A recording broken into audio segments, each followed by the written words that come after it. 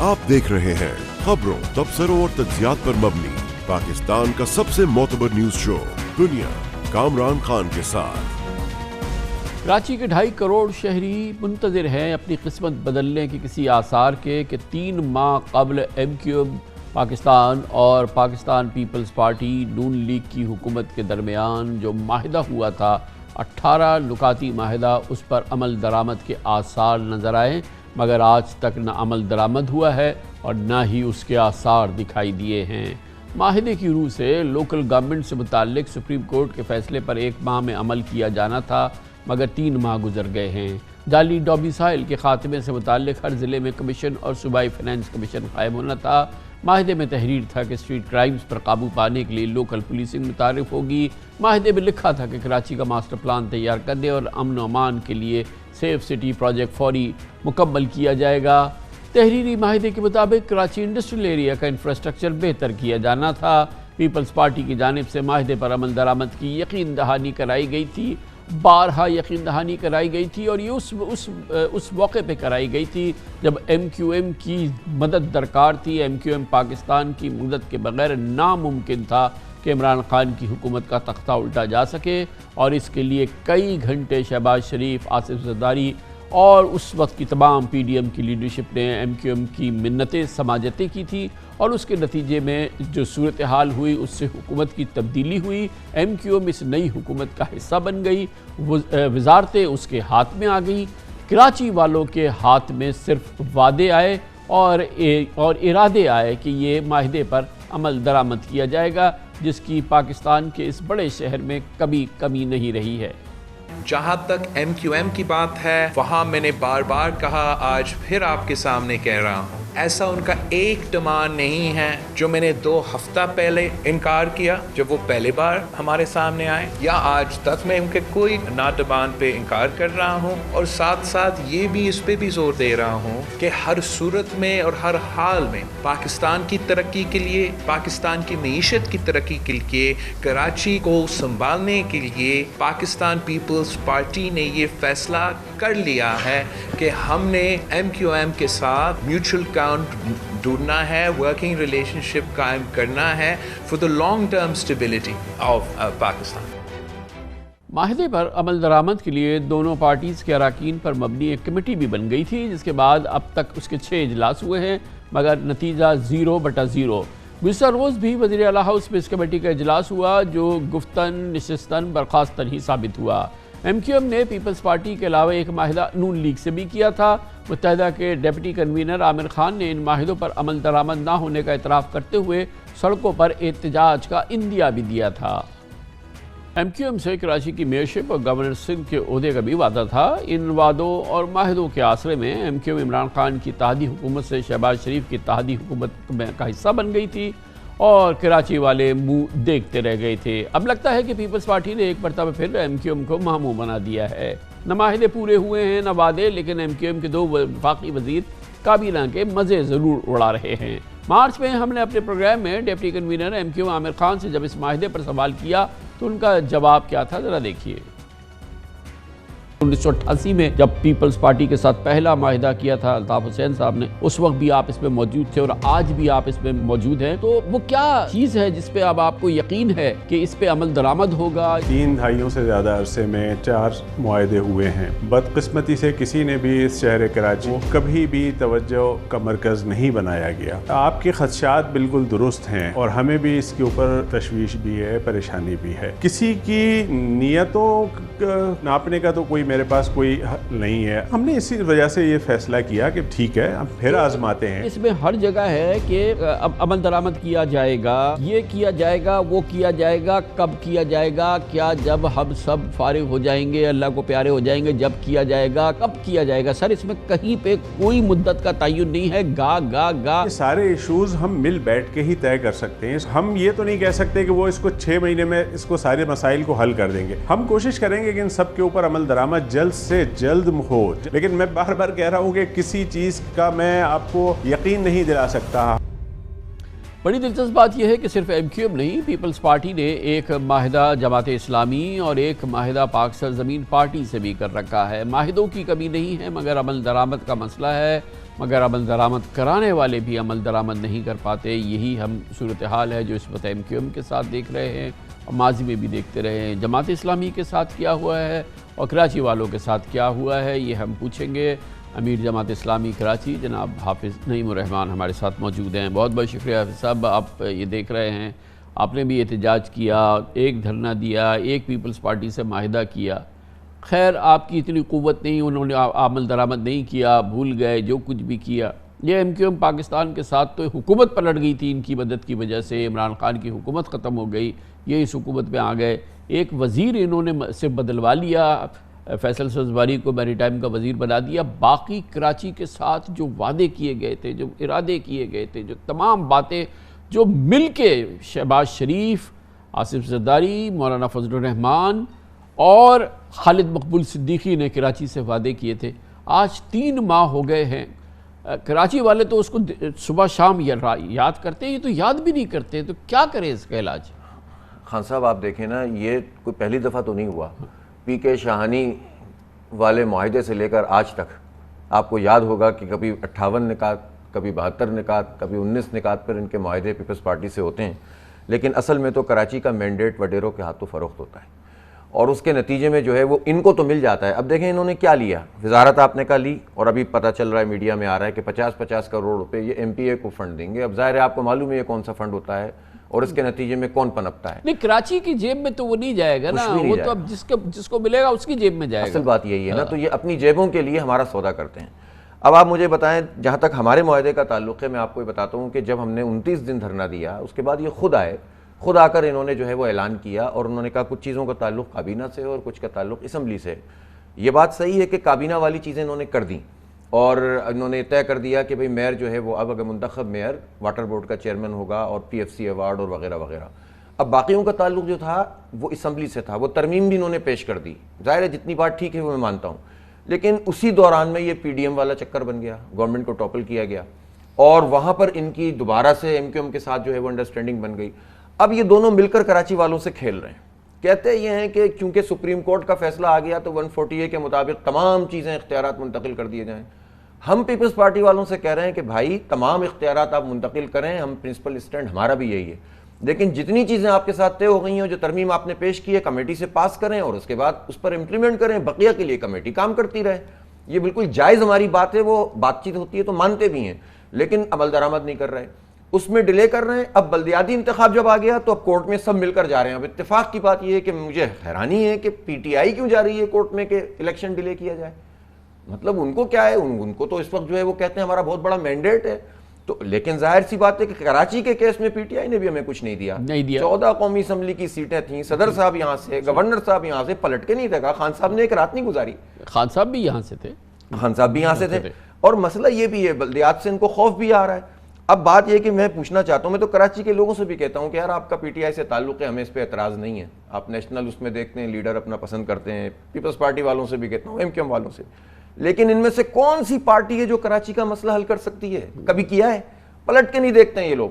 اسی لیے ہم یہ سٹرگل کر رہے ہیں. کراچی کے حقوق کی تحریک بھی ساتھ ساتھ چلا رہے ہیں, بلدیاتی کیمپین بھی ساتھ ساتھ چلا رہے ہیں. اور پیپلز پارٹی کو اب اگر یہ پیپلز پارٹی سمجھ رہی ہے کہ جماعت اسلامی بھی ایم کیو ایم کی طرح ہے, بھائی اس میں ہمیں تو 2% کا بھی جو ہے نا اس میں کوئی لینا دینا نہیں ہے, ہم اپنی ذات کے لیے نہیں کرتے. اگر انہوں نے اس معاہدے پہ عمل درآمد نہیں کیا تو یہ کوئی دور نہیں ہے, پہلے سندھ اسمبلی پہ دھرنا دیا تھا, اب سی میں اس پہ بیٹھ جائیں گے, پھر پوری دنیا کے سامنے آپ کا چہرہ. زرداری صاحب یہ فرماتے ہیں کہ میں تو وعدے کا پکا ہوں, جو معاہدہ کر لیتا ہوں وہ نبھاتا ہوں. تو بھائی نبھائیں نا. آپ کی پارٹی نے پوری میڈیا کے سامنے وعدہ کیا تھا کہ ہم یہ اختیار دے دیں گے کراچی کو, تو پورا کریں. تیسری بات یہ کہ میں سوال کرنا چاہتا ہوں ایم کیو ایم اور پیپلز پارٹی سے بھی. 14 سال سے مسلسل برسر اقتدار ہیں, جس میں سے 7 سال تقریباً 6 سے 7 سال ایم کیو ایم ان کی شریک رہی ہے اس ٹینیور میں. 14 سال میں ترقیاتی بجٹ کو اگر آپ کیلکولیٹ کریں گے اس وقت کے ڈالر ویلیو کے ساتھ, تو آج تک صرف ترقیاتی بجٹ میں تعلیم اور صحت میں جو کچھ یہ گل کھلا رہے ہیں اس کی بات نہیں کر رہا, وہ 5000 ارب روپے بنتے ہیں, 23.6 بلین ڈالر, بلکہ شاید اب تو ریٹ بڑھتا چلا جا رہا ہے اور بھی ہو گئے زیادہ. 5000 ارب روپے کہاں ہیں؟ اس کراچی کو کوئی ایک پروجیکٹ نہیں دیا انہوں نے, نہ پانی کا, نہ ماس ٹرانزٹ کا, نہ کے سی آر کا.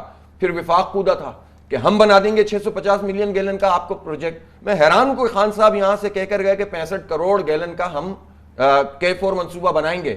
اور وہاں پہنچے تو انہوں نے اس کو 26 کروڑ گیلن کر دیا اور اب حافظ صاحب یہ بتائیے کہ اس کے باوجود کہ یہ مسائل ہیں، یہ عذاب کی کیفیت ہے اس شہر پر، یہ مرکز کے اندر یہ تقریباً 60% اس کے ریونیو میں کنٹریبیوٹ کرتا ہے، حکومت سندھ کا خزانہ 98% کراچی سے چلتا ہے، کراچی کو اپنا پانی ہے، نہ سڑک ہے، نہ کوڑا اٹھ رہا ہے، نہ کسی قسم کی کوئی سہولت ہے، نہ سرویلنس کیمرہ ہے، اسٹریٹ کرائم قدم قدم پر ہے، مگر کیوں آپ چلے دوسری جماعتوں پر الزامات ہیں، انہوں نے کراچی کے ساتھ جو کچھ کیا، جماعت اسلامی کا تو اچھا ریکارڈ ہے، ایک اچھی آنیسٹ لیڈرشپ ہے، آپ کیوں نہیں موبلائز کر پا رہے کراچی کو کہ ایک وہ تحریک بپا کر دیں جس سے کہ تبدیلی آئے؟ دیکھیں، یہ ایک تو کراچی کے لوگ خود سے نکلنے والی جو کیفیت ہے نا، اس کا پرابلم یہ ہے کہ 35 سال کا ان کا تجربہ بہت خراب گزرا ہے، مر گئے یہ، ان کے جوان ختم ہو گئے، ان کو بہت برا دھوکہ ہوا،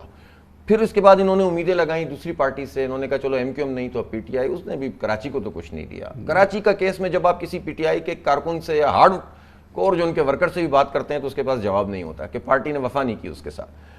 ہم جد و جہد کر رہے ہیں اور آپ دیکھیں اس کے نتائج بہت زبردست طریقے سے آگے بڑھا۔ آپ نے کینٹونمنٹ کے بورڈ کے انتخابات دیکھے، اس میں جماعت اسلامی تیسری بڑی پارٹی کے طور پر آئی اور یہ سب نے کہا کہ یہ جماعت اسلامی کا انتخابی کم بیک بھی ہے۔ احتجاج تو کر رہے تھے، مزاحمت تو کر رہے تھے، لیکن انتخابی لحاظ پولیٹیکل اوپینین کے جتنے غیر جانبدار سروے ہیں آپ پتہ کر لیجئے، الحمدللہ اب جماعت اسلامی کراچی کے لوگوں کی چوائس ہے۔ میں ابھی بھی یہ کہتا ہوں کہ میں بہت زیادہ سٹرگل کرنے کی ضرورت ہے، اپنے ورکر سے کہہ رہا ہوں کہ آپ اب اعتماد کے ساتھ آئیں، اب آپ وہ ہاری ہوئی پارٹی نہیں ہیں، اب لوگ آپ کی طرف دیکھ رہے ہیں۔ آپ مجھے بتائیں کسی پارٹی کی کوئی لیڈرشپ کراچی کو ریپرزینٹ کرتی ہے؟ جماعت اسلامی کی کرتی ہے، ہم ساتھ چلتے ہیں لوگوں کے، تو الحمدللہ اب ہم اس اعتماد کے ساتھ جا رہے ہیں۔ اب یہ بلدیاتی انتخاب سے فرار اختیار کر رہے ہیں، کورٹ میں جا رہے ہیں کہ بس کسی طرح سے یہ، لیکن ہم اس کو نہیں ہونے دیں گے۔ ہمارے نام سے انہوں نے جھوٹی چیز چلائی کہ ہمارے MP نے سلیکٹ کمیٹی میں حمایت کی کہ جو ہے وہ الیکشن نہیں ہونا چاہیے، ہمارے MP نے حمایت نہیں کی۔ جماعت اسلامی کا اسٹینڈ ہے الیکشن کرو لیکن الیکشن کے تقاضے پورے کرو۔ آج کی تاریخ تک ووٹر لسٹ نہیں ملی، جعلی RO لا کے بٹھا دیے ہیں پولیٹیکل بنیادوں کے اوپر۔ ہمیں تو کہتے ہوئے اچھا نہیں لگتا، لیکن لسانی اور متعصبانہ طریقے سے اگر پورا الیکشن کمیشن کا عملہ انچارج ہوگا اور ROs مختلف ڈپارٹمنٹ سے لا کر یہاں پر بٹھا دیے جائیں گے تو کیا الیکشن ہوگا؟ تو پیپلز پارٹی مینجمنٹ کر رہی ہے۔ پیپلز پارٹی نے کیا حرکت کی؟ جن کے بارے میں ان کا خیال ہے کہ پیریفریز کی سیٹیں، لیکن یہ ساری چیزیں فیل ہو جائیں گی اگر عوامی قوت اس کے خلاف کھڑی ہو جائے تو۔ ایگزیکٹلی یہ ہے، لیکن دیکھیں نمبرز کیسے بناتے ہیں۔ ایک جگہ پر 40,000 کی آبادی پہ UC ہے، اورنگی ٹاؤن میں 95,000 کی آبادی میں UC ہے، ضلع وسطی میں 80,000 اور 90,000 کی آبادی پہ UC ہے، اور وہاں پر 60% ووٹر ہیں وسطی میں، اور یہاں پر جو ہے وہ 30% ووٹر ہیں۔ گویا ووٹر کے تناسب سے 1 اور 4 کا ریشو ہے، اس طرح سیٹیں بناتے ہیں، جعلی جمہوریت ہے۔ اس کے باوجود آپ کی بات درست ہے کہ عوام نکل کر صحیح جینون لیڈرشپ کی طرف آ جائیں۔ میں تو آپ کے توسط سے اپیل کرتا ہوں لوگوں سے، میں اپنی ذات کے لیے نہیں مانگتا، آپ جماعت اسلامی کا ساتھ دیں۔ آپ دیکھیں نعمت اللہ خان نے کیا کیا تھا اس شہر کو، کہاں سے کہاں پہنچا دیا تھا۔ یا تو ایسے ہی رہیں یا اپنے حالات کو بدل دیں، بس عوام کے اوپر ہی ہم چھوڑتے ہیں۔ بہت بہت شکریہ جناب حافظ نعیم الرحمان، امیر جماعت اسلامی کراچی ہمارے ساتھ موجود تھے۔ اس موضوع کو آگے بڑھاتے ہیں چھوٹے سے وقت میں۔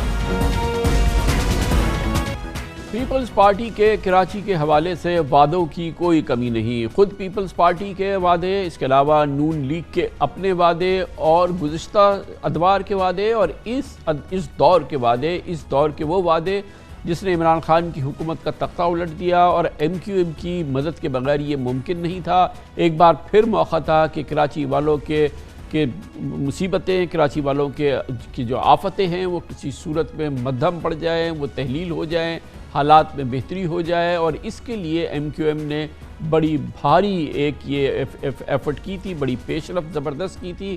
عمران خان کا ساتھ چھوڑ کے آصف زرداری اور شہباز شریف کا ساتھ دیا تھا، اور اس کے عوض کراچی والوں سے وعدہ تھا کہ ان کی قسمت بدل جائے گی۔ ایسا کچھ نہ ہو سکا، اور ایک بار پھر یہ وعدے جو پیپلز پارٹی نے کیے، پھر پیپلز پارٹی اور MQM پاکستان نے مل کے کیے، پیپلز پارٹی اور نون لیگ نے MQM پاکستان سے مل کے کیے۔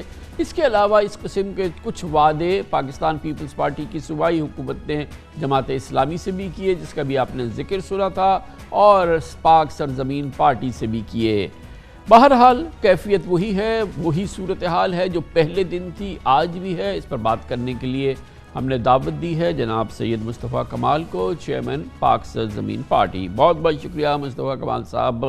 اور ایک معاہدہ آپ کے ساتھ بھی ہوا تھا جب آپ لوگوں نے ایک دھرنا دیا تھا، ایک احتجاج کیا تھا، جماعت اسلامی کے دھرنے کی بات ہوئی، اور یہ تو بہت بڑا معاہدہ تھا ایم کیو ایم پاکستان کا۔ اس سے تو عمران خان کی حکومت پلٹ گئی اور ان کی حکومت آ گئی، ایک نون لیگ کی اور پیپلز پارٹی کی، اور یہ 12 جماعتی اتحاد کی حکومت بن گئی، لیکن کراچی کو کچھ نہ ملا، نہ ملنا تھا نہ ملا۔ جی تھینک یو کامران بھائی، اور اس کی وجہ یہ ہے کہ دیکھیے اصل پاور تو اقتدار جو ایوانوں میں جو لوگ ہیں ان کے پاس ہے۔ آپ نے بہت سب چیزیں آپ نے کھل کر سامنے رکھ دی ہیں کہ ایم کیو ایم کی 7 سیٹوں کی اہمیت اتنی تھی کہ ان 7 سیٹوں سے وزیر اعظم عمران خان بچ رہے تھے اور ان 7 سیٹوں سے عمران خان کی حکومت جا رہی تھی، اور آپ نے پوری دنیا نے اور پاکستان نے یہ منظر دیکھا کہ ایم کیو ایم کے پارلیمنٹ لاجز میں آصف علی زرداری صاحب، مولانا فضل الرحمان صاحب، بلاول بھٹو زرداری صاحب، شہباز شریف صاحب اور پاکستان کی ساری پارٹیز کے سربراہان ایک ساتھ مل کر ایم کیو ایم کے کمرے میں جا کر بیٹھ گئے کہ بھائی آپ کے بغیر ہماری موو صحیح کامیاب نہیں ہو رہی۔ اس کے عوض ایم کیو ایم نے، آپ نے خود بتایا کہ 2 وزارتیں لی ہیں اور یہ معاہدے کی 4 کاپیاں لی ہیں جو کہ 88 سے چلتا چلا آ رہا ہے۔ ہونا یہ چاہیے تھا کامران بھائی کہ جو ہوگا جب بھی ہوگا وہ یہ اس طرح سے ہوگا کہ ہمیں آئین میں 3 آئینی ترامیم چاہیے۔ وزیر اعظم وزیر اعلیٰ کی طرح لوکل گورنمنٹ کے بھی ڈپارٹمنٹ آئین میں لکھ دو، انڈیا نے لکھ دیا ہے۔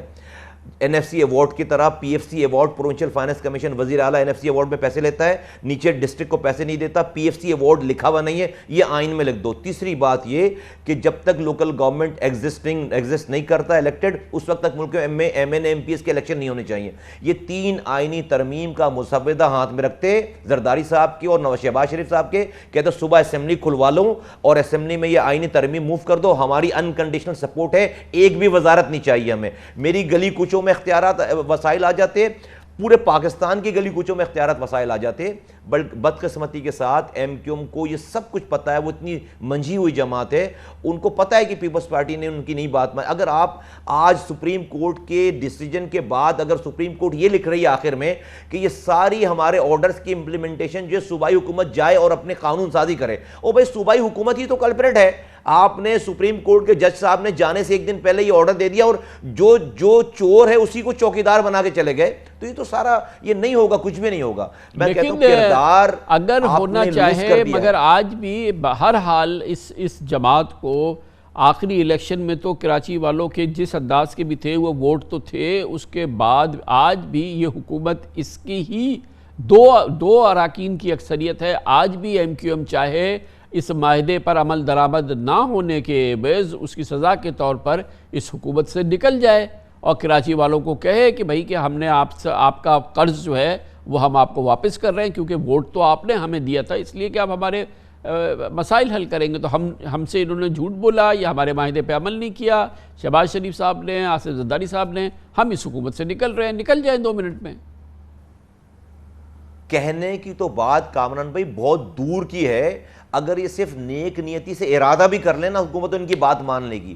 حکومت کو اس کا پتہ ہے کہ یہ کبھی بھی حکومت نہیں چھوڑیں گے، یہ ایک حکومت سے چھوڑ کر دوسری حکومت جانے سے پہلے حکومت میں شامل ہوں گے۔ دیکھیں انسان کامران بھائی اپنے کردار سے پہچانا جاتا ہے، جو کردار معذرت کے ساتھ اس ایم کیو ایم کا رہا ہے کہ آخری منٹ تک وزیر اس پرانی حکومت کا وزیر بیٹھ کر اپنی ہی حکومت گرانے کے لیے زرداری صاحب سے مذاکرات کر رہا ہے، اس کردار کو جس سے آپ مذاکرات کر رہے ہیں وہ بھی تو دیکھ رہے ہیں، ان کو پتہ ہے کہ آپ حکومت کے بغیر 1 منٹ بھی باہر نہیں رہ سکتے۔ یہ صرف آپ تو بولنے کی بات کریں، میں کہہ رہا ہوں اگر یہ ارادہ بھی کر لیں تو حکومت ان کی ساری بات مان لے گی۔ حکومت کو پتہ ہے کہ یہ ارادہ بھی نہیں کر سکتے۔ اچھا یہ بتائیں کہ پھر یہ کیا ہے، یہ اگر ایسا ہو تو ان کی پوزیشن بہتر ہوگی، کراچی والوں کے نزدیک ان کی کچھ نہ کچھ اہمیت بڑھے گی، ہر صورت میں منافع کا سودا ہے، تو آخر وہ کیا مجبوری ہے، وہ کیا پریشانی ہے؟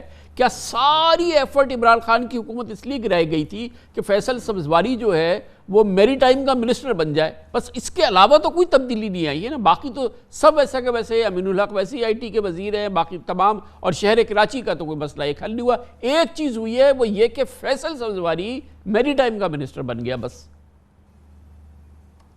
جی بالکل، اس سے کسی نہ پچھلی حکومت کی 2 وزارتوں سے کراچی کے کسی ایک انسان کو فائدہ ہوا ہے، اور نہ ہی آج کی وزارتوں سے کسی، اور خاص طور پہ میں اگر اور میں کھل کر اگر کہہ دوں کہ بھئی یہ تو مہاجر نام پر سیاست کرتے ہیں نا، تو کسی ایک مہاجر کا فائدہ ہوا ان 2 وزارتوں سے نہیں ہوا. ہاں، وزیروں کا اور ان کے گھر والوں کا اور ان کے لوگوں کا ضرور فائدہ ہوا. آپ نے یہ بات کہی نا کہ بھئی پھر کیا وجہ ہے یہ تو پاپولر ہو جائیں. کامران بھائی، ایشو یہ ہے کہ سب کو اپنے کارناموں کا پتہ ہے، سب کو اپنی کرپشنز کا پتہ ہے، سب کو اپنی GITs کا پتہ ہے. ان کو پتہ ہے کہ جس دن یہ حکومت سے باہر ہوں گے ان کو یا تو ملک سے باہر جانا پڑے گا یا پھر جو ہے وہ جیل جانا پڑے گا ٹوٹلس، اور سب کو ان چیزوں کا پتہ ہے. تو میں اس لیے بار بار کہتا ہوں کہ بھائی جب جو اب تک ہوا سارا ہوا، آج سے بھی اپنے کردار کو ٹھیک کریں. اور ادروائز یہ سب کچھ دیکھیے کہ ابھی لانڈی کے الیکشن میں 30,000 کا ڈیفرنس جو ان کے 65 ووٹوں پہ آ گیا ہے. 30,000 کا ڈیفرنس تھا، 30,000 کی لیڈ سے جیتے تھے پچھلا الیکشن 2018 میں، اب وہ صرف 65 ووٹ کے ڈیفرنس سے جیتے ہیں. اگر ان کے پاس 5 سیٹوں کی بارگننگ چپ نہیں ہوتی تو شاید یہ بھی 65 ووٹوں سے بھی یہ نہیں جیتتے اور کسی کو دے دی جاتی وہ سیٹ. تو یہ حالات ہو گئے. اگر اب بھی عقل نہیں کریں گے تو یہ پھر کہانی ختم ہو جائے گی ساری. تو اس کے لیے یہ شہر کراچی والے کیا کریں؟ یہ اس کا کیا جواب ہے؟ ایک تو ظاہر جواب ہے کہ آئندہ الیکشن ہو وہ ان کو ووٹ نہ دے. کامران بھائی ویری سمپل، شہر کراچی والے میرا ساتھ دیں. میں آپ کو بالکل وداؤٹ ونسنگ مائی ورڈ کہوں گا، میرا ساتھ دیں بھائی. میں جو 6 سالوں سے بات کر رہا ہوں ہر بات میری صحیح ثابت ہوتی چلی جا رہی ہے. ہم نے یہ شہر اپنے ہاتھوں سے بنایا تھا، حرام نہیں کمایا کوئی بھی. 300 ارب روپے خرچ کیے، 1 روپے کا کوئی الزام نہیں ہے. آج بھی ہمیں شہر بنانا آتا ہے، حق کے لیے لڑنا آتا ہے. میرا ساتھ دیں، میری پارٹی کا ساتھ دیں، اور اس کے بعد اگر نہ ہو تو بھئی اس سے برا کیا کریں گے؟ ورنہ ہمیں جو ہے وہ چوکوں پہ لٹکا دے اگر ہم ڈیلیور نہیں کر سکیں تو. یہ very simple. I won't mince my word. بالکل آپ غلط ڈیسیجن کر رہے ہیں تو غلط ہی اس کا جو رزلٹ آئے گا. آپ کراچی والے یہ سچ چلے بھائی، پہلے یہ سب چیزیں نہیں پتہ تھی اب پتہ چل گئیں. آپ میرا ساتھ دیں، میری پارٹی کا ساتھ دیں. میرے پاس کردار ہے، میرے پاس لیگیسی ہے کام کرنے کی. آپ ایک دفعہ مجھے ساتھ دیں، ہم یہ ٹھیک کر سکتے ہیں بہت اچھا. اور مجھے کسی سے لڑائی کرنے کی ضرورت نہیں ہے، آپ کو کردار کے ساتھ بات کرنے کی ضرورت ہے. ٹھیک ہو جائے گا سارا سلسلہ. بہت شکریہ جناب مصطفیٰ کمال ہمارے ساتھ موجود تھے. کمرشل بریک اس دوران نیوز ہیڈ لائنز دیکھیں، اس کے بعد ہم اپنے پروگرام کے باقی حصے کے ساتھ واپس آتے ہیں. واضح اطلاعات ہے کہ بالآخر شہباز شریف حکومت نے IMF کے تمام مطالبات ماننے کا فیصلہ کیا ہے. اس کے بعد پاکستان اور IMF کے مذاکرات نتیجہ خیز مرحلے میں داخل ہوتے دکھ رہے ہیں. اس سال مارچ سے منجمد قرض پروگرام بحال ہونے کی امید ہے، اور IMF کی تسلی کے لیے شہباز حکومت نے بجٹ میں 436 ارب روپے کے اضافی ٹیکسز لگانے کی شرط مان لی ہے. یہ نہیں معلوم کہ یہ ٹیکسز آئیں گے کہاں سے، مگر بہرحال حکومت نے کہا ہے کہ وہ ایسا کرے گی. اس کے علاوہ پیٹرولیم لیوی بتدریج بڑھا کر 50 روپے لیٹر تک پہنچانے کی بھی یقین دہانی کرا دی گئی ہے. ہر لیٹر پہ 50 روپے حکومت ٹیکس لگائے گی. IMF کی یہ ڈیمانڈ تھی، حکومت نے اس کو تسلیم کیا ہے. تنخواہ دار طبقے اور اشرافیہ کے بڑے منافعوں پر بھی ٹیکس بڑھے گا. یہ پیش رفت وزیر خزانہ ڈاکٹر مفتاح اسماعیل کی سربراہی میں پاکستانی معاشی ٹیم کی IMF سٹاف مشن سے کل ورچوئل میٹنگ کے بعد سامنے آئی ہے، اور پاکستان میں IMF کی نمائندہ ایشتر پیریز نے مقامی میڈیا میں اس باہمی اتفاق کی تائید کی ہے. اب پیر تک IMF سے memorandum of economic and financial policy یعنی MEFP ملنے کی خبریں ہیں، جس کے بعد سٹاف لیول اگریمنٹ کی طرف آگے بڑھا جائے گا. اور پھر جب سٹاف لیول اگریمنٹ ہو جائے گا اس کے بعد پھر یہ معاملہ IMF بورڈ کے پاس جائے گا. اور دوسری طرف حکومت کو 1 جولائی سے پہلے نظرثانی شدہ بجٹ، یہ ہمیں کہنا چاہیے کہ دراصل حقیقی بجٹ کی پارلیمنٹ سے بھی منظوری لینی ہے. اور اس دفعہ IMF اس سب چیز کی پہلے آپ سے گارنٹی لینا حاصل کرنا چاہتی ہے، بلکہ دیکھنا چاہتا ہے کہ اس پہ عمل درآمد شروع ہو گیا پھر کہیں جا کے یہ پروگرام منظور ہوگا. اس کے علاوہ اسی دوران IMF اور اسٹیٹ بینک آف پاکستان زر مبادلہ ذخائر میں اضافے اور مانیٹری پالیسی کے اہداف طے کریں گے. ان تمام مراحل کی ہر صورت پیشگی کامیابی کے بعد IMF کے ایگزیکٹو بورڈ پاکستان کے لیے $1 ارب کی قسط جاری کرنے کی منظوری دے گا. گویا ان تمام مراحل میں کم از کم 2 سے 3 ہفتے لگ سکتے ہیں. کوئی بعید نہیں کہ شہباز شریف حکومت نے IMF کو قائل کرنے کی ہر ممکن کوشش کی ہوگی، لیکن اعتماد کا فقدان اس حد تک بڑھ چکا ہے کہ بالآخر IMF کی شرائط کے سامنے سرنڈر کرنا پڑا۔ اب آئندہ مالی سال میں FBR کے ٹیکس ٹارگٹ پہ 436 ارب روپے مزید بڑھانے کے اثرات یقیناً براہ راست بالواسطہ طور پر عوام پر ہی پڑیں گے۔ اس لیے قوم کمر کس لے، کیونکہ مہنگائی کا ڈراؤنا خواب جلد حقیقت بن جائے گا۔ IMF کی شرائط کے سامنے شہباز حکومت کو بالآخر ڈھیر ہونا پڑا۔ کولیشن گورنمنٹ کا پہلا بجٹ پیش کر رہا ہوں۔ اب IMF کے مطالبے پر وفاقی بجٹ کا مجموعی حجم 9,500 ارب روپے سے بڑھا کر 9,900 ارب روپے سے زائد کیا جا رہا ہے، جبکہ FBR کا ٹیکس ہدف اب 7,004 ارب روپے کے بجائے 7,440 ارب روپے ہوگا، جو موجودہ مالی سال کی ممکنہ ٹیکس آمدن سے 24% زیادہ ہے۔ یقینی طور پر ریونیو وصولی کے یہ اضافی 436 ارب روپے عوام کی جیبوں سے نکالے جائیں گے۔ تنخواہ دار طبقے کے لیے فکر مندی کا سامان ہے کہ 1 لاکھ روپے ماہانہ تک تنخواہ لینے والوں پر ٹیکس دوبارہ متعارف کرایا جائے گا، کیونکہ حکومت نے 50,000 روپے سے 1 لاکھ روپے تنخواہ لینے والوں اور سالانہ 6 لاکھ سے 12 لاکھ روپے کمانے والوں پر 2.5% انکم ٹیکس لگانے سے متعلق IMF کا مطالبہ مان لیا ہے۔ 1 جولائی یعنی تقریباً اگلے ہفتے سے پیٹرولیم مصنوعات پر لیوی لگانے پر حکومت کو آمادہ ہونا پڑا۔ طے شدہ معاہدے کے تحت پیٹرولیم مصنوعات پر لیوی چارجز 5 روپے ماہانہ سے بتدریج بڑھا کر 50 روپے کر دیے جائیں گے، جس کے بعد پیٹرول ڈیزل کی قیمتوں میں مزید 50 روپے لیٹر تک اضافہ متوقع ہے۔ کسٹم ڈیوٹی کی وصولی کا ہدف بھی 950 ارب روپے سے بڑھا کر 1,005 ارب روپے کرنے پر اتفاق ہو گیا ہے، جس کے بعد امپورٹڈ اشیاء کی قیمتوں میں مزید اضافہ متوقع ہے۔ ٹیکس آمدن میں مزید اضافے کے لیے حکومت نے پہلے سے ٹیکس دینے والے کارپوریٹ سیکٹر پر مزید انکم سپورٹ لیوی لگانے کا فیصلہ کیا ہے، جس کے تحت سالانہ 15 کروڑ روپے سے 30 کروڑ روپے کمانے والے افراد اور کمپنیوں پر 1% سے 4% تک اضافی انکم سپورٹ لیوی لینے کا فیصلہ کیا ہے، جس کے بعد پاکستان میں کارپوریٹ ٹیکس 33% تک پہنچ جائے گا، جو دنیا میں بلند ترین سطح ہے۔ اس وقت دنیا میں بھرپور ٹیکس لینے والے ممالک میں شامل امریکہ، برطانیہ، ناروے میں کارپوریٹ ٹیکس کی شرح 19 سے 22% کے درمیان ہے۔ بھارت میں بھی کارپوریٹ ٹیکس 25% ہے، مگر پاکستان میں یہ ریٹ 33% تک پہنچ رہا ہے۔ یہ بوجھ بھی بالآخر ایک عام آدمی پر منتقل ہوگا۔ دلچسپ بات ہے کہ نظر ثانی شدہ بجٹ تجاویز میں بھی زرعی شعبے کو ٹیکس نیٹ میں لانے کو نظر انداز کیا گیا ہے، بلکہ زمینداروں کے لیے ٹریکٹر، زرعی آلات اور مختلف اجناس کے بیجوں پر سیلز ٹیکس کی واپسی برقرار رکھی گئی ہے۔ حیران کن بات ہے کہ ملک کی 25% معیشت کا احاطہ کرنے والے زرعی شعبے کو ٹیکس چھوٹ پر نہ IMF کو کوئی تحفظات ہے اور نہ ہی حکومت کی مجال ہے کہ زرعی آمدن کو ٹیکس نیٹ میں لائے۔ یہ مشکل صورتحال ہے، اس پہ بات کرتے ہیں۔ اس کے لیے ہم نے دعوت دی ہے، ہمیں جوائن کر رہے ہیں Uzair Younus, director for Pakistan Atlantic council South Asia centre, Washington سے ہمارے ساتھ ہوں گے، اور ہمارے ساتھ اسٹوڈیوز میں موجود ہیں جناب ریاض الدین ریاض، سابق deputy governor state bank of Pakistan. بہت بہت شکریہ۔ ریاض صاحب، میں آپ سے آغاز کرتا ہوں، یہ فرمائیے گا کہ یہ تمام صورتحال کا ایک صرف یہ نتیجہ ہے کہ IMF پروگرام بحال ہو گیا، لیکن اس کے نتیجے میں اور اس کے عمل درآمد کے نتیجے میں معیشت پہ جس قسم کا دباؤ آئے گا، جس قسم کے پریشر آئیں گے، جس قسم کی یعنی کہ ایک افراط زر کی کیفیت ہے وہ اپنی جگہ برقرار ہے، تو اس میں ایک اکانومی کا تھرائیو کرنا یا اس کا کسی صورت سے جاب کسی حد تک کریٹ کرنا، محصولات میں اضافہ کرنا، یہ کیسے ممکن ہوگا؟ مثال کے طور پہ جیسے اس میں کہا گیا کہ 450 ارب روپے مزید جو کہ ہدف رکھا حکومت ہے، اس پہ مزید زیادہ جو ہے وہ ٹیکس جمع کیا جائے گا، یہ کیسے ممکن ہوگا؟ اصل میں کامران صاحب، اصل مسئلہ یہ ہے کہ ہمارے ملک میں جب بھی ترقی ہوتی ہے معاشی اور وہ ضرورت سے زیادہ ہو جائے، یعنی کہ جتنی ہماری انویسٹمنٹ اور سیونگ اس کو سپورٹ نہیں کر پاتی، تو اس کے بعد پھر یہ بیلنس پیمنٹ کرائسس شروع ہوتا ہے۔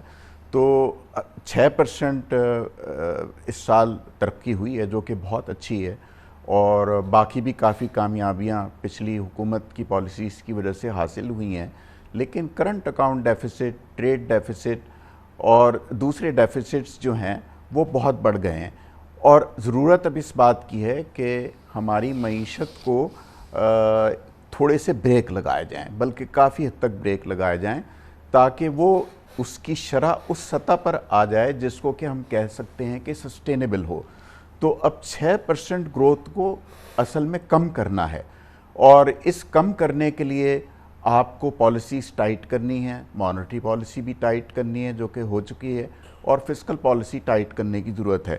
اسی وجہ سے سبسڈیز ختم کی گئیں، حکومت نے پیٹرول کی پرائسز بڑھا دی ہیں، اور اب امید ہے کہ انکم ٹیکس میں جو بھی ان کو اقدامات لینے ہیں وہ جلد دے لیں گے، اور تاکہ IMF کے ساتھ سمجھوتا جلدی ہو جائے اور ملک کو معاشی استحکام حاصل ہو۔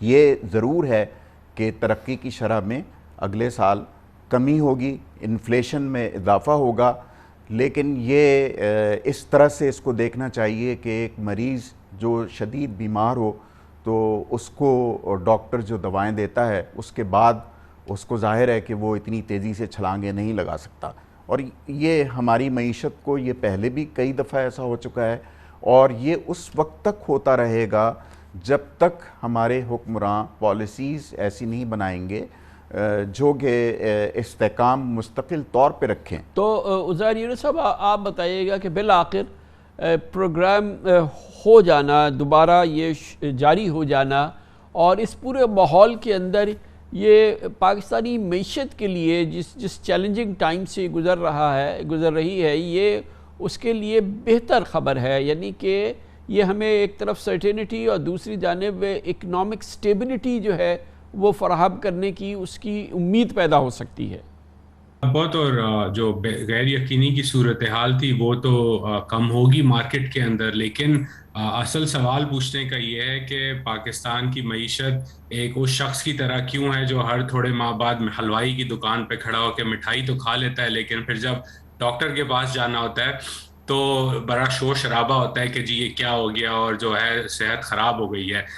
پاکستان کے اندر اس کا جو بوجھ جیسا آپ نے کہا جو پڑے گا اور جو پڑ رہا ہے اس وقت وہ عام شہری پر ہے، اور چاہے وہ پارلیمان ہو، سیاستدان ہو، بڑے صنعت کار ہوں، وہ اس کا بوجھ اٹھانے کی نہ تو ہاں کرتے ہیں نہ کوشش کرتے ہیں۔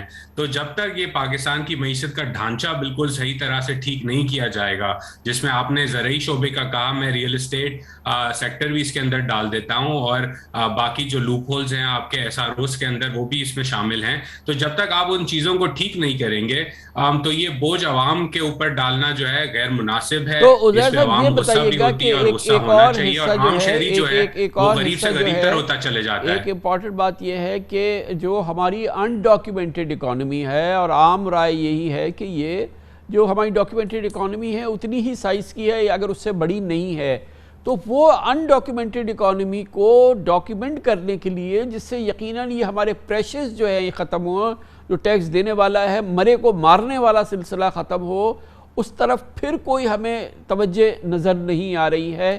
وہ کتنا ہمارے ان مسائل کو حل کرنے میں مدد کر سکتی ہے اگر واقعی اس میں دلجوئی ہو اور پوری قوت سے کوشش کی جائے کہ یہ انڈاکیومنٹڈ حصہ، ٹیکس تھیفز، ٹیکس چوری، ایویژن اور یہ تمام چیزیں جو ہیں یہ اس پہ کسی حد تک تو قابو پایا جائے۔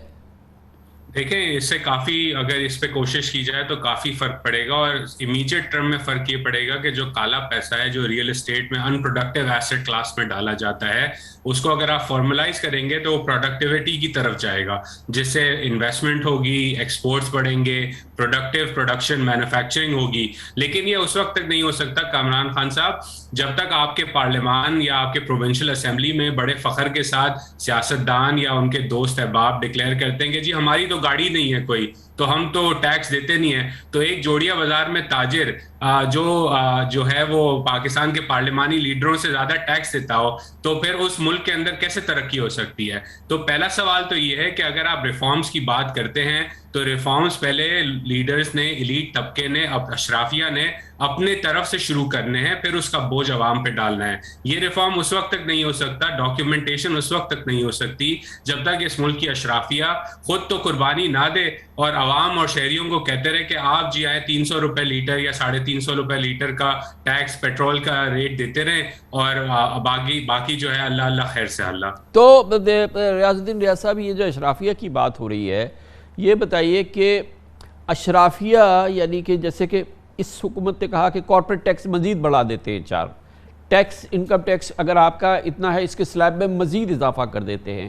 یہ اس ملک میں ہو رہا ہے جہاں پہ مثال کے طور پہ جیولرز ہیں، یہ 1,22,000 جیولرز ہیں، اس میں سے 2,200 سیلز ٹیکس میں رجسٹر ہیں.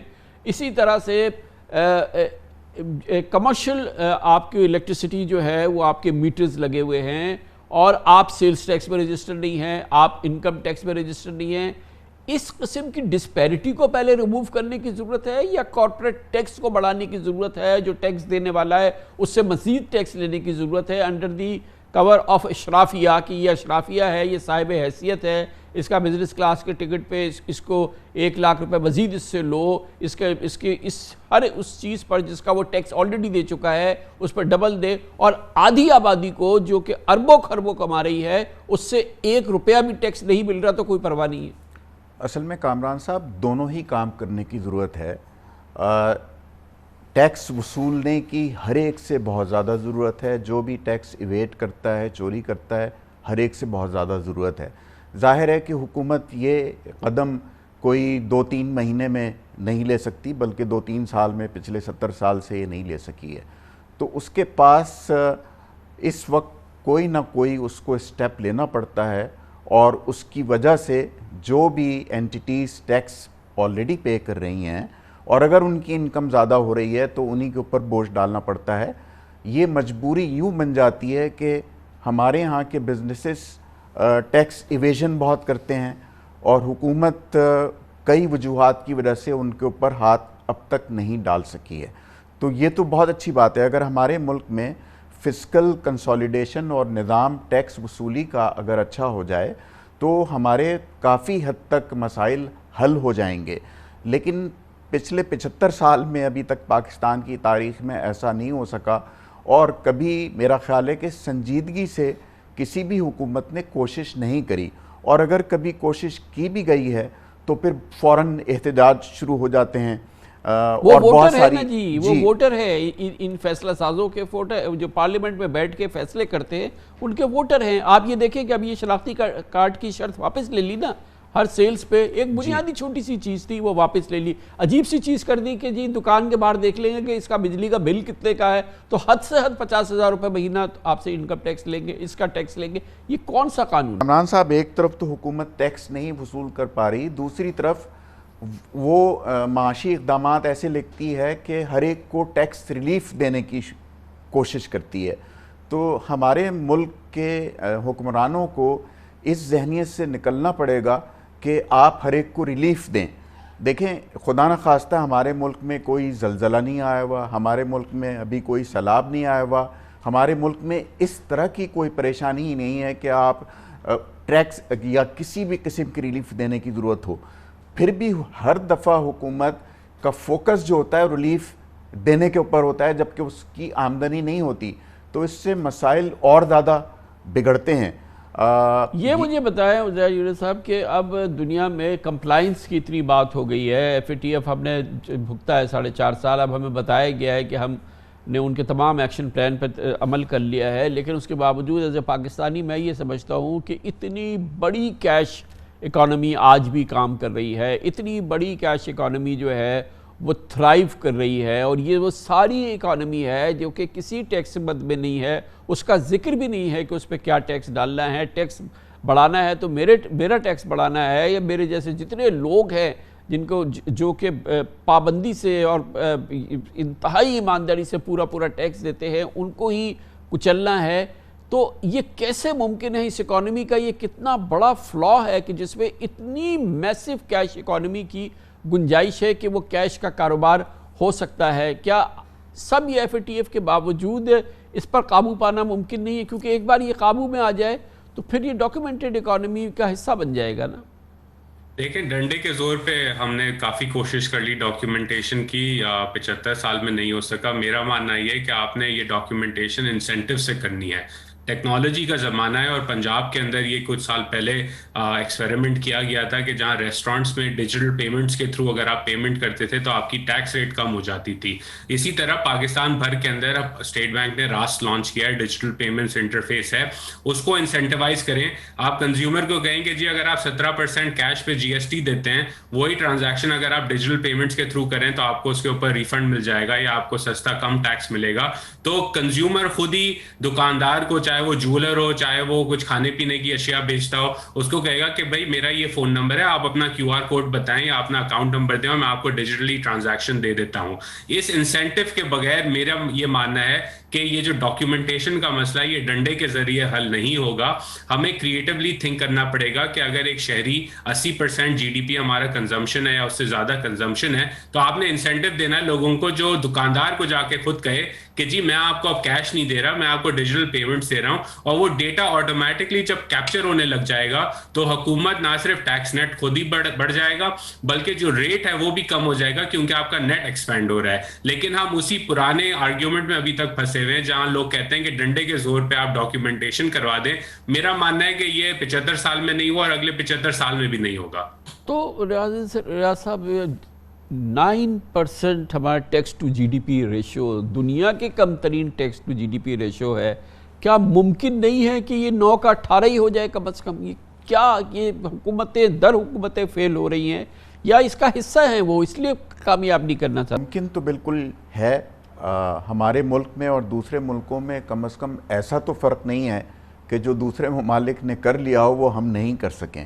تو اس میں پولیٹیکل کمٹمنٹ کی بہت زیادہ ضرورت ہے. جو عزیر صاحب نے فرمایا کہ کچھ انسینٹیوائز ٹیکس پے کرنے کی ضرورت ہے, اور ڈیجیٹل ٹیکنالوجی اب کافی حد تک بہتر ہو گئی ہے اور اس کی مدد حکومت بہت آسانی سے لے سکتی ہے. اصل مسئلہ یہ ہے کہ جو ٹیکس ایویڈرز ہیں ان کے اوپر انسینٹیوز بھی کام بہت مشکل سے کرتے ہیں کیونکہ وہ ٹیکس نیٹ میں آنا ہی نہیں چاہتے, اور ان کو جو بھی انسینٹیو دیا جاتا ہے وہ اس کو لینے سے احتراز کرتے ہیں. لیکن ٹیکنالوجی تو حل ہے نا, جیسے کہ جی میرا خیال ہے کہ صرف انسینٹیو دینے سے کام نہیں چلے گا. انسینٹیو بھی دیں اور سختی بھی کریں, اور سختی کرنے کے لیے اس کو پولیٹیکل کمٹمنٹ کے ساتھ کریں.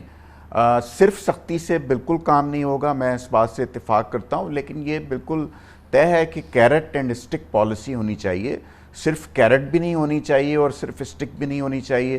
ہمارے ملک میں تو صرف کیرٹس دیتے چلے آئے ہیں. تو عزیر صاحب یہ بتائیے گا کہ ہم کتنے ایکوپڈ ہیں؟ اب وہی ہم اس کو اگر ٹیکنالوجی سے ٹیکل کرنے کی کوشش کریں, دنیا ہی ٹیکنالوجی سے کر رہی ہے, تو اب نادرا کے بعد, یہ راست کے بعد, یہ تمام جو ریکارڈ سیکنگ ہوئی ہے, پچھلی گورنمنٹ مسلسل کہتی رہی کہ اس نے 180 ملین لوگوں کا بہت زبردست ڈیٹا اس کے پاس ہے, تمام چیزیں وہ اب اس طرح سے ڈیٹا مائننگ ہو چکی ہے. تو ہم کتنے ایکوپڈ ہیں اور اب کتنا یعنی کہ ٹیکنیکلی ہم کتنے اس کی صلاحیت رکھتے ہیں, اور اب صرف کیا ول کا کام ہے جس کے ذریعے ہم ٹیکنالوجی کے پوری قوت سے استعمال کریں اور اپنی اکانومی کو جس حد تک ممکن ہو سکے, یا ہمارا ٹیکس ٹو GDP ریشو 8 سے ہم 16 یا 9 سے 18 ہی کر لینا. میں اگری کرتا ہوں کہ آپ کو ڈنڈے کی بھی ضرورت ہے اور انسینٹیو کی بھی ضرورت ہے. جہاں تک ڈنڈے کی بات ہے, یہ راکٹ سائنس نہیں ہے.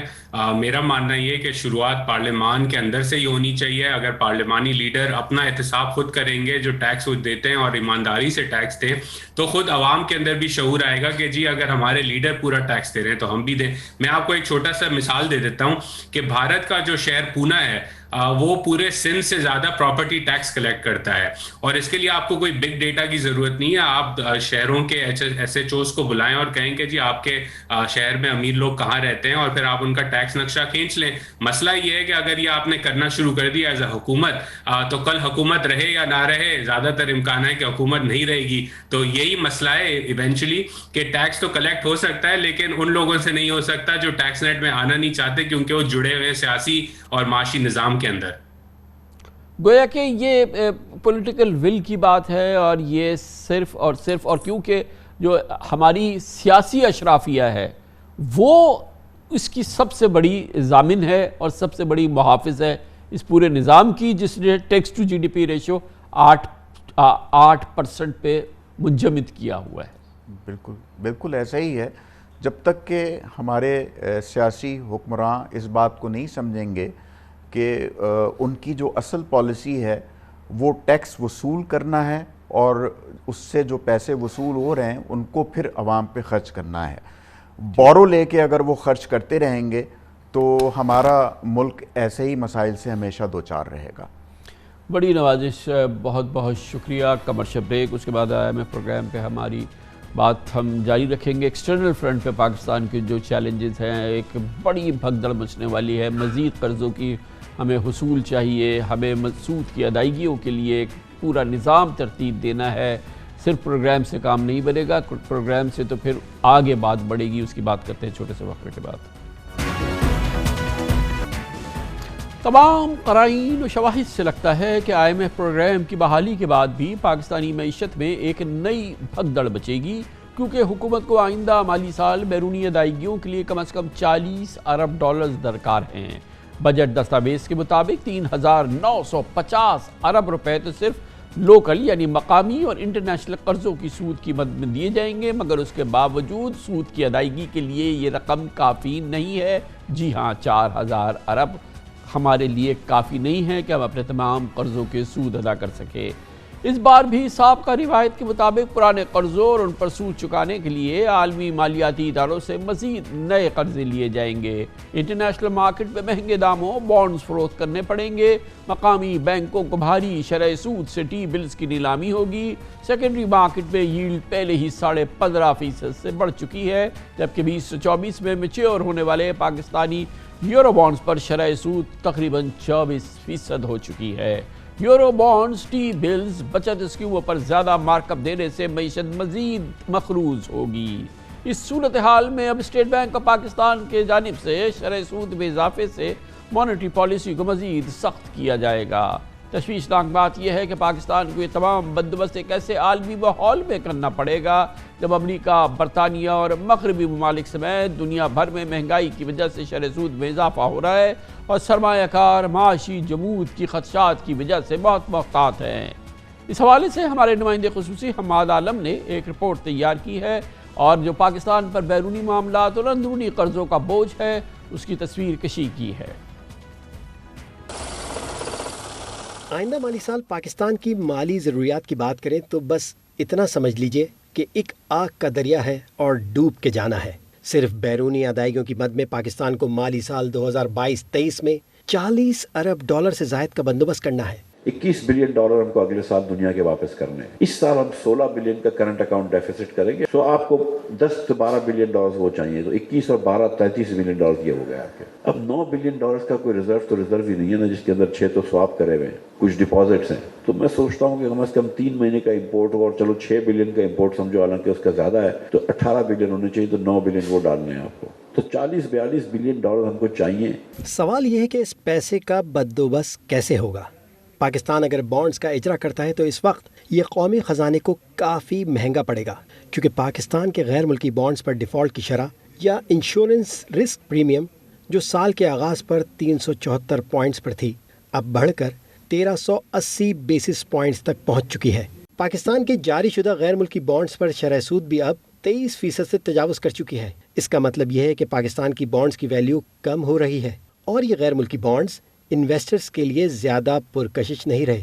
اس کی وجہ ایک تو ہمارا معاشی بحران ہے، جس حوالے سے عالمی ریٹنگ ایجنسی موڈیز بھی کچھ روز قبل پاکستانی معیشت کا آؤٹ لک مستحکم سے منفی کر کے انویسٹرز کو خبردار کر چکی ہے. ہماری کریڈٹ ریٹنگ نیگیٹو ہو گئی، ہمارے یورو بانڈز کی ییلڈز بہت زیادہ اوپر چلی گئی، ہمارے جو ڈیفالٹ کا رسک ہے، جو ہمارے سی ڈی ایس اسپریڈز ہیں وہ تقریباً جنوری سے اب تک کوئی 10% سے بڑھ گئے ہیں. تو اس سچویشن میں پاکستان کے لیے اسپیشلی کمرشل جو ڈیٹ ہوتا ہے، جو یورو بانڈز کے تھرو یا کمرشل بینکس کے تھرو پاکستان لیتا ہے، وہ اس وقت جو ہے ملنا کافی مشکل ہو گیا. اس وقت امریکہ سمیت دنیا کے تمام مرکزی بینکوں کی جانب سے مہنگائی سے نمٹنے کے لیے شرح سود میں اضافہ کیا جا رہا ہے، جس کے باعث انویسٹرز پاکستان کے بجائے دوسرے ممالک کے بانڈز کی طرف زیادہ راغب ہو رہے ہیں. اس بات کا ادراک وزیر خزانہ مفتاح اسماعیل کو بھی ہے. 70 سینٹ سے کم پاکستان کا ڈالر کا بانڈ ہے، یعنی کہ پاکستان کی لکھا ہوا نوٹ کہ ہم آپ کو $1 دیں گے، پورا انویسٹر جو ہے وہ 70 سینٹ میں بیچ رہا ہے. Think about this is our credit default risk. Right now the yield on Pakistani bond is 17 to 20% depending on the tenor that you're buying it for. آج میرے پاس ایشین ڈیولپمنٹ بینک والے ملنے آئے اور مجھے کہتے ہیں کہ IMF کا پروگرام نہیں ہوگا تو ہم تم کو کچھ پیسے نہیں دیں گے. ورلڈ بینک کے 9.5 بلین کا لون اپرووڈ ہے, EAD میں پڑا ہوا ہے, ایک پیسہ نہیں آئے گا اگر IMF کا پروگرام اپروو نہیں ہوا. ایشین ڈیولپمنٹ بینک کے 8 بلین کے پروجیکٹس الائیو ہیں ان EAD, لیکن پیسے نہیں آئیں گے اگر تک ہم نے IMF سے بات نہیں کری. اب اگر مقامی سطح پر قرضوں کے حصول کی بات کریں تو بجٹ دستاویزات کے مطابق حکومت نئے مالی سال بینکاری ذرائع یعنی ٹی بلز اور بانڈز کی نیلامی سے مزید 1172 ارب روپے اکٹھا کرنے کا سوچ رہی ہے. اس وقت حکومت جس شرح پر ایک سالہ مدت کا ٹی بلز بینکوں سے اٹھا رہی ہے وہ 15.57% تک پہنچ چکی ہے, جس کو دیکھتے ہوئے لگتا ہے کہ اسٹیٹ بینک بہت جلد بنیادی شرح سود جو 13.75% ہے اس میں مزید اضافہ کرنے والا ہے. بنیادی شرح سود میں اضافہ ہوگا تو قومی بچت اسکیموں پر منافع کی شرح بھی بڑھے گی. نئے مالی سال حکومت کو قومی بچت سمیت دیگر غیر ملکی ذرائع سے 1996 ارب روپے قرض لینا پڑے گا. قرض برائے قرض کی یہ روش ڈیٹ کیپ کی طرف لے جا رہی ہے. آگے آنے والے دنوں میں جو ہے اس کی ڈیٹ سروسنگ کی بڑھنے کی وجہ سے ہمارے جو بجٹ کا جو امپیکٹ ہے وہ تو ایک تو سب سے بڑا یہ کہ ڈیولپمنٹ ایکسپینڈیچر جو ہے ہمارے وہ کم ہو سکتے ہیں, مزید کم ہو سکتے ہیں, اس میں کٹوتی ہو سکتی ہے جس سے ہماری گروتھ بہت زیادہ متاثر ہوگی. دوسرا یہ کہ ڈیٹ سروسنگ لینے کے لیے ہمیں مزید ڈیٹ لینے پڑتی ہے جس کی جو اس ڈیٹ سروسنگ کے حجم کو مزید بڑھا دیتا ہے. اسٹیٹ بینک آف پاکستان کے تازہ ترین اعداد و شمار کے مطابق مقامی قرض میں حکومت نے صرف ٹی بلز کی مد میں 5526 ارب روپے قرض لیا ہوا ہے, جبکہ قومی بچت سے 3313 ارب روپے قرض پہلے ہی لے رکھا ہے. یہ وہ صورتحال ہے جس کا ہمیں سامنا ہے. اب بخوبی اندازہ لگا سکتے ہیں کہ پاکستان قرضوں کے دلدل میں مزید پھنستا جا رہا ہے. بہرحال اب IMF سے معاملات طے ہونے کی سے امید ہے کہ معیشت و کاروبار میں پھیلی غیر یقینی میں کمی ہوگی اور قرض و سود کی ادائیگیوں کے لیے پاکستان کو جن چیلنجز کا سامنا ہے ان سے نمٹنا سے پیٹرولیم مصنوعات کی قیمتوں میں کمی کے حوالے سے مدد خداوندی سے ہی ممکن ہے. سب سے بڑا تو پاکستان کو سپورٹ یہ آ سکتی ہے کہ انٹرنیشنل مارکیٹ میں فیول پرائسز یا پیٹرول ڈیزل کی پرائسز جو ہیں وہ کسی صورت سے تھم جائیں, کم ہو جائیں, اور اس کی ایک کچھ جھلک ہمیں دیکھنے میں آئی ہے پچھلے 2-3 دن کے اندر اور اس میں کچھ کمی آئی ہے. لیکن بہرحال بے پناہ چیلنجز ہیں جس کا ہمیں سامنا ہے اور اس پر ہم بات کرنے کے لیے لندن جائیں گے جہاں پر بین الاقوامی معاشی امور کے ممتاز ماہر, بین الاقوامی کارپوریٹ امور کے ماہر اور ممتاز کالمسٹ جناب یوسف نظر ہمارے ساتھ موجود ہیں. بہت بہت شکریہ یوسف نظر صاحب. عمومی طور پہ یہ سمجھا جاتا ہے کہ ایک بار آپ کا پراپر IMF پروگرام ہو جائے تو آپ کی جو انٹرنیشنلی کم از کم جو آپ کے کرنٹ اکاؤنٹ ڈیفیسٹ کے مسئلے ہیں, آپ کے یہ تمام معاملات جو ہیں وہ سہل ہو جاتے ہیں. وہ آپ کے لیے وہ اس کا کوئی بہت بڑا شدید بحران باقی نہیں رہتا. لیکن مخصوص اس وقت عالمی صورتحال ہے, عالمی معیشت کی صورتحال ہے, عالمی جو اس وقت انفلیشن کی ہے, اس کے بعد پھر بڑی اونچی سطح کا انٹرسٹ ریٹ رجیم ہے پوری دنیا کے اندر دیکھ رہے ہیں. تو کلیدی چیلنجز کیا ہوں گے؟ IMF پروگرام بحال بھی ہو جاتا ہے, اس کے باوجود آپ کے نزدیک پاکستانی معیشت کے ایکسٹرنل فرنٹ پہ. دیکھیے جیسا کہ آپ نے خود کہا کہ جو ہمارا بہت بڑا ڈیفیسٹ ہے, ہماری ریکوائرمنٹ ہوگی تقریباً $40 بلین کی, اور اس کو جو ہے یہ ہم لوکل کرنسی سے تو نہیں میٹ کر سکتے ہیں, ہمیں کچھ سوچنا ہوگا. وہ اس لیے کہ اس وقت جو IMF کی بات ہو رہی ہے ابھی تک یہ بات کلیئر نہیں ہے کہ کیا جو $6 بلین کا پروگرام تھا یہ اس سے تھوڑا زیادہ ہوگا. چلیں فرض کر لیں وہ 8 بلین بھی تو ہو تو وہ بھی اس وقت کافی نہیں ہوگا. اور جس طرح ابھی خبر آئی ہے کہ ہم نے چائنیز بینک سے کچھ بات کی ہے تو $2.3 بلین آ جائیں گے, تو اس وقت صورتحال یہ کہ بمشکل گزارا ہوگا. ہمیں اس سے ایک تو یہ آپ نے صحیح کہا کہ جو آئل کی پرائسز ہیں, آج کی جو کروڈ آئل کی پرائس ہے تقریباً 6% جو ہے وہ گری ہے, اور جو اس کا پیک لیول تھا اس وقت آج کی جو آئل کی پرائس ہے وہ تقریباً اس سے 20 یا 22% کم ہے. تو ہمارے پچھلے سال جو آئل بل میں اضافہ ہوا تھا وہ تقریباً $10 بلین کا ہوا تھا. تو اس میں بھی اگر فرض کریں آپ 20-30% لگا بھی لیں تو کچھ بہت زیادہ مدد نہیں ملے گی. کہنے کا مطلب یہ ہے کہ ہمیں کچھ out of the box thinking کرنی پڑے گی, اس لیے کہ یقیناً پہلے ہم IMF سے بات کر لیا کرتے تھے اور گاڑی چل پڑتی تھی, لیکن اس دفعہ صورتحال کچھ مختلف ہے. وہ اس لیے بھی کہ جو ہماری بڑی مارکیٹس ہیں ایکسپورٹ کی، جس میں یورپین یونین بھی شامل ہے اور یونائٹڈ اسٹیٹس بھی شامل ہے، ان کے متعلق یہ کہا جا رہا ہے کہ وہ شاید ریسیشن میں جا رہی ہیں، وہاں انٹرسٹ ریٹس بڑھ رہے ہیں. تو اس حالات میں یہ توقع کرنا کہ ہماری ایکسپورٹس بھی اتنی تیزی سے بڑھیں گی جس طرح کے پچھلے کچھ 2 برسوں میں بڑھی، یہ میرے خیال سے کہنا جو ہے کچھ زیادہ صحیح نہیں ہوگا. تو we should not be too optimistic about it. یہ بتائیے گا کہ یہ آئی ایم ایف پروگرام ہو جانے کے بعد ہمارے جو بانڈز کی قیمت جو ہے عالمی مارکیٹ کے اندر، وہ آلریڈی پچھلے حالات کی وجہ سے کافی وہ سنک کر گئی ہے، اس میں کس حد تک ریسٹوریشن ہوگی؟ اور ہم نئی اگر سیک کرتے ہیں اور ہم فلوٹ کرتے ہیں اپنے بانڈز، تو وہ تصور یہی ہے کہ اب ہمیں جو ییلڈ دینی پڑے گی وہ اس سے کہیں زیادہ ہوگی جو ہم پہلے دے چکے ہیں. ایک تو ہماری ریٹنگز ڈاؤن ہو چکی ہیں، دوسرے ہمارے رسک بڑھ چکا ہے، اور اس وجہ سے یہ ایک چیلنج ہوگا. جی آپ بالکل درست کہہ رہے ہیں کامران صاحب. میری جو اطلاعات ہے، میں نام نہیں لوں گا، لیکن چند بہت بڑے بینکوں سے جو میں ریسنٹلی کانٹیکٹ میں رہا ہوں، پاکستان کی جو صورتحال ہے بدقسمتی سے مجھے کوئی پازیٹیو فیڈ بیک نہیں ملا ہے. ممکن ہے ہم 1 بلین اٹھا لیں، بہت ہوا $2 بلین، وہ اس لیے کہ جو ہمارا جو پروفائل ہے ڈیٹ کس ریٹ پہ، یہ امپورٹنٹ تو یہ ہے، وہ بہت زیادہ جو ہے ڈیٹ پروفائل کے متعلق بہت زیادہ کنسرنز ہیں. اور میں نے بہت جو ذمہ دار لوگ ہیں ان بڑے بڑے بینکوں میں ان سے بات کی. انہوں نے کہا کہ پاکستان کا ڈیٹ پروفائل بہت جو ہے متاثر ہوا ہے. اس میں انرجی جو ریلیٹڈ ڈیٹ ہے اس کا جو کنسرن ہے وہ سر فہرست ہے. تو میں نہیں سمجھتا کہ ہمیں مارکیٹ سے اتنے پیسے مل سکتے ہیں اس وقت جتنی کی ہمیں ضرورت ہے. تو ہمیں کچھ، جیسا کہ میں نے پہلے بھی کہا، کہ کچھ مختلف کرنا پڑے گا. اور میرا اشارہ جو ہے، دیکھیے کرائسس جو ہے وہ ایک آپ کو اپارچونٹی بھی پرووائڈ کرتا ہے. 1992 میں جب انڈیا جیسے بڑے ملک کو اپنا جو سونے کے ذخائر تھے وہ پلیش کرنے پڑے تھے، لیکن اس کے بعد انہوں نے فوراً ہی اپنی معیشت کو سدھارنے کے لیے اقدامات کرنا شروع کر دیے تھے. بدقسمتی سے ہماری جو اپروچ ہے وہ یہ ہے کہ ابھی کچھ تو کہاں گنجائش ہے یوسف نظر صاحب؟ اگر ہم آؤٹ آف باکس سوچنے کی کوشش کریں تو ہمیں اپرچونٹیز کہاں ہیں جو کہ آپ کے خیال میں پاکستان ان کو ایکسپلور کر سکتا ہے؟ دیکھیے اپارچونٹی سب سے بڑی تو ہماری جو ہے وہ 2 جگہ پہ ہیں. ایک تو ہماری ایکسپورٹس ہیں اور دوسری ہمیں انویسٹمنٹ جو ہے ہم کیسے اٹریکٹ کر سکتے ہیں. انویسٹمنٹ سے مراد مزید قرضے نہیں ہیں. دیکھیے آپ کو اچھی طرح پتہ ہے کہ انرجی سیکٹر میں ہمارے پاس کافی جو انفلوز آئے تھے، لیکن اس میں زیادہ تر جو تھے وہ قرضوں کی شکل میں تھے. ہمیں مزید قرضے لینے سے بہت جو ہے احتیاط کرنی پڑے گی. ہمیں چاہیے کہ ہم دیکھیں کہ کہاں سے انویسٹمنٹس آ سکتے ہیں.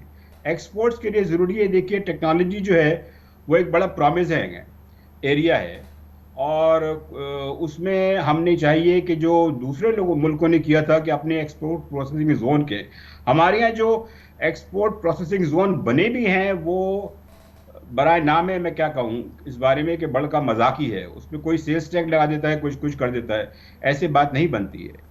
تو ہمیں ایک تو ایکسپورٹس کی طرف دیکھنا چاہیے، اور دوسری طرف جو ہے جو ہمیں فوری جو ہے دیکھنا چاہیے کہ ہم فورن ڈائریکٹ انویسٹمنٹس کو، اس کے لیے ہم صرف اس طرف دیکھتے ہیں مغرب کی طرف، ہم سعودی عرب چلے جاتے ہیں، ٹرکی چلے جاتے ہیں، لیکن جو فارن ڈائریکٹ انویسٹمنٹ کے سورسز ہیں وہ مشرق کی طرف زیادہ ہیں. میری مراد کوریا سے ہے، سنگاپور سے ہے، ایسی جگہوں سے ہے جہاں زیادہ جن کے پاس انویسٹمنٹ ڈالرز زیادہ ہیں.